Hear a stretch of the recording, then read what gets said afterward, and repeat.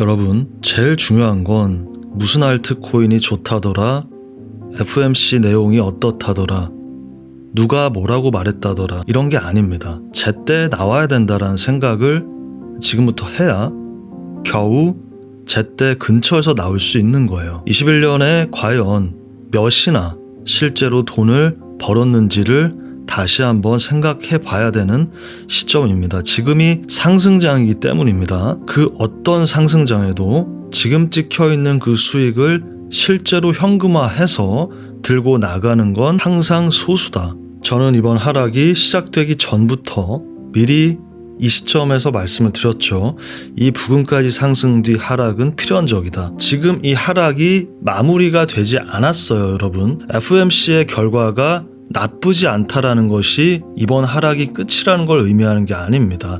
왜냐하면 애초에 이 하락은 FOMC의 영향으로 떨어진 게 아니에요. 그랬다면 FOMC 발표 직후 회복했어야 됩니다. 내려올 자리에서 내려왔었던 것 뿐이에요. 그렇다면 아직 마무리되지 않은 이 하락이 비트코인이 신고점으로 가기 전 마지막 기회가 될지 아니면 잠깐은 피해 있어야 되는 상황일지에 대한 부분이 현재 가장 중요한 겁니다.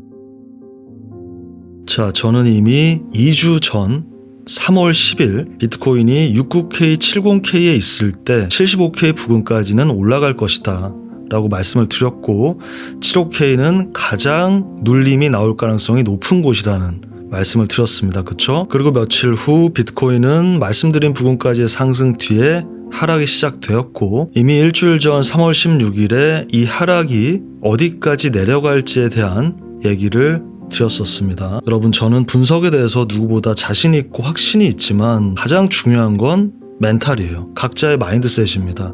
이게 안 되면 제대로 된 분석을 하고도 선택을 이상하게 하게 됩니다. 모두가 상승만을 바라볼 때 그러니까 다수를 얘기하는 겁니다. 그 다수가 우르르 몰려다니는 내러티브에 계속 속해 있다면 결국 똑같은 21년과 17년과 똑같은 결과를 맞이할 거예요. 결국 이번에도 소수만이 돈을 벌 겁니다. 그러니까 저도 그냥 대다수 대중들이 듣기 좋아하는 얘기를 할 수 있죠. 그게 편하고 댓글들도 좋은 댓글이 달리겠죠. 모두가 부자 될 겁니다. 근데 그게 의미가 있을까요? 기분 좋은 얘기 아무리 들어도 결국 마지막에 돈을 벌지 못한다면 여러분들은 그 시간과 그 사람을 굉장히 원망하게 될 겁니다. 제가 이 일주일 전 방송에서 말씀드렸던 건 어떻게 보면 차트 얘기가 아니에요. 이 모두가 우르르 몰려다니는 그때그때의 어떻게 보면 유행하는 이야기. 2931을 돌파하니까 이 리테스트가 나온다. 아직도 5개월이 지났는데 아직도 이 얘기를 하는 사람이 있다니까요. 그리고 그 이후에는 2월 달에 반감기 전 폭락이 온다. 이걸로 뭐 코인 방송뿐만 아니라 경제 유튜브에서도 그렇고 유행하는 이야기 그때그때 여기가 올라가면서 바로 직전까지도 얼마나 올라갈지에 대해서만 얘기하던 그 수많은 찌라지와 뉴스들 매크로들은 뒤늦게 왜 내려갔는지에 대한 찌라지 뉴스 우리가 속았습니다. 나오고 나서 그런 찌라지를 보는 게 의미가 있냐고요. 무지성 기도매매만 하다가 이러한 예상치 못한 그리고 자기가 예상한 범위를 넘어서는 하락이 나오게 되면 다 같이 영차 뭐 이런 식으로 가는 거예요. 상승장이고 기도만 하다 보면 버티면 언젠가는 올라간다 라고 했을 때 기도만 하다가 올라가잖아요. 그게 좋은 게 아니에요, 여러분. 그것은 여러분이 더욱더 상승장에서 팔지 못하는 심리가 됩니다. 21년에서 이 붓다빔에서 왜 팔지 못했냐 기억하실 겁니다. 이때를 겪지 않으신 분들이라면 잘 한번 들어보세요. 지금 비트코인이 어제 오늘 떨어진 것이 20%가 떨어지지 않았어요. 10%대의 하락입니다.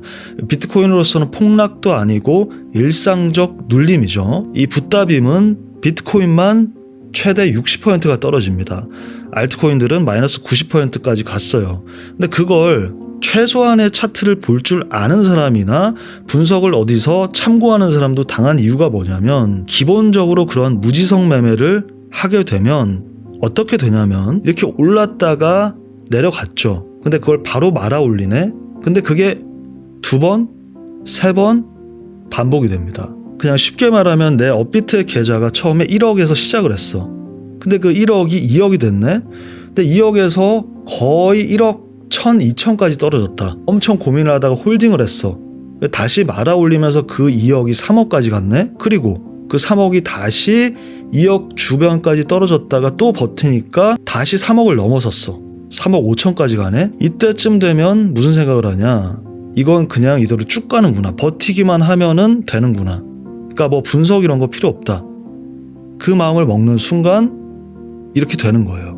이해 가세요? 그러니까 코인이라는 건 도박이 아닙니다만 심리적으로는 도박에 가깝습니다. 모두가 부자가 될 것 같고, 그렇지만 진실은 절대 모두가 부자가 될 수 없고, 100명이 있다면 그 중에 돈을 버는 건 20명, 10명이 될 것이고, 대다수는 이번에도 못 벌거나 잃을 겁니다. 이렇게만 하면 된다, 단순화하는 사람들, 그리고 코인으로 돈 벌기가 쉽다, 어렵지 않다라고 말하는 사람들을 여러분들은 조심하셔야 됩니다. 돈을 나는 관심 없다, 나는 돈 버는 거보다는 뭐 여러분들과 뭐 이런 얘기 하는 게 가장 돈에 미친 사람이라는 얘기가 있다는 거 아시죠? 결국 여러분 모두의 목적이, 코인 투자를 하고 있는 목적이 자기 자신에게 큰 돈을 벌기 위해서 투자를 하고 있는 건데, 그런 류의 마인드를 조심하세요 여러분. MVRV 물어보시는 댓글이 계셨는데, 이거 예전에도 설명드렸었는데, 이런 온체인 데이터라는 것 자체가 여러분, 이 17년 이후에 이러한 피크를, 이제는 이런 일이 발생하면 모두가 손실을 입으니 이걸 알아내겠다고 해서 이 17, 18 시즌 이후에 온체인 데이터라는 것이 만들어지게 됩니다. 데이터 자체는 기본적으로 있던 건데 이걸 자료화했다는 얘기죠. 뭐 글라스노드나 크립토퀀트나 이런 곳에서. 근데 그때 이후로 만들어서 실제로 어땠냐, 21년 불장의 그 결과가, 그게 제일 중요하겠죠. 목적 자체가 고점에서 팔기 위해, 고점을 알아채기 위해서 만든 거니까. 실제로 어땠냐면 이때가 이제 한 4점 후반대를 터치했었어요. 17년에. 그러니까 이 당시에 이 온체인 데이터를 배포하는 혹은 그걸 해석하는 뭐 이제 자칭 분석가들의 90% 이상의 분위기는 이제는 더 대중화가 됐으니 이걸 넘어선다, 5점 이상으로. 아니더라도 최소한 이때 부근이 가야 과열이니까 그때 즈음이 되면 이제 파는 걸 고려할 수 있다. 근데 실제로는 어땠냐, 4점을 터치를 채 못하고 떨어집니다.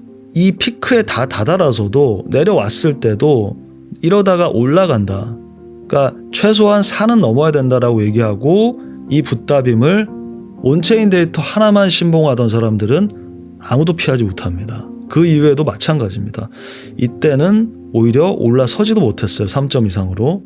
MVRV뿐만 아니라 99%의 모든 온체인 데이터 다 그랬어요. 하나 정도만 고점을 노티스했는데 그 수십 개 중에 하나만 노티스한다는 얘기는 뭐겠어요? 의미가 없다는 얘기지. 그러니까 만약에 이런 걸 안 보고 주봉 하나만 체크했어도 이 부근에선 팔 수 있었어요. 책을 한 권만 읽은 사람이 가장 무섭다는 거예요. 보려면 다 봐야 되고, 다 본 그 데이터와 자료들을 취합해서 내가 결정을 내릴 수 있어야 됩니다. 근데 실제로는 어떠냐, 다 보게 되면 결정을 오히려 못 내려. 그래서 제가 말씀을 드리는 거예요. 이 모든 자료 중에 가장 정확한 게 뭐냐? 차트예요. 뭐 흔히 말해서 뭐 세력이라고 표현하든 고래라고 표현하든 기득권이라고 표현하든, 어차피 이 모든 시장은 그들이 주도한다는 건 다 알고 있잖아요. 근데 아시다시피 뉴스나 저런 자료들은 이미 그들이 보고 난 한참 이후에, 심지어 왜곡돼서 발표가 된 후에 번역되고 그 다음에 여러분들이 보는 거예요. 하지만 세력이라고 표현할 수 있는 그들과 유일하게 실시간으로 공유해서 볼 수 있고 그들의 흔적을 확인할 수 있는 것이 바로 차트입니다. 그러니까 차트라는 것은 의미를 그렇게 가지는 거예요.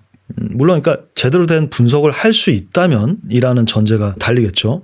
그리고 그건 매크로에서도 마찬가지입니다. 달러 인덱스 차트 하나를 제대로 분석하는 것이, 여러분들이 FOMC를 뉴스를 보고 점도표를 보고 스피치를 보고 보는 건 누구나 볼 수가 있어. 근데 그걸 보고 난 이후에 그게 가격에 어떻게 영향을 미칠지를 결론을 내는 건 어렵잖아요. 하지만 달러 인덱스 차트는 지금이 분기점에 와 있음을 보여주고 있어요. 여기서 맞고 떨어지면 우리가 기다리는 장이 올 것이고, 여기를 돌파하게 된다? 작년 말의 고점까지도 올라갈 확률을 열어두게 돼요. 지금 곧 하락이 나와줘야 된다는 거예요.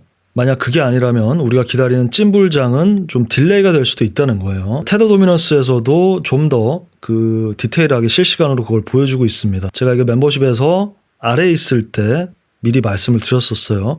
요 상승이 여기까지는 올라갈 것이다. 그리고 내려와 줘야 되는데 아직은 결론이 나지 않았죠.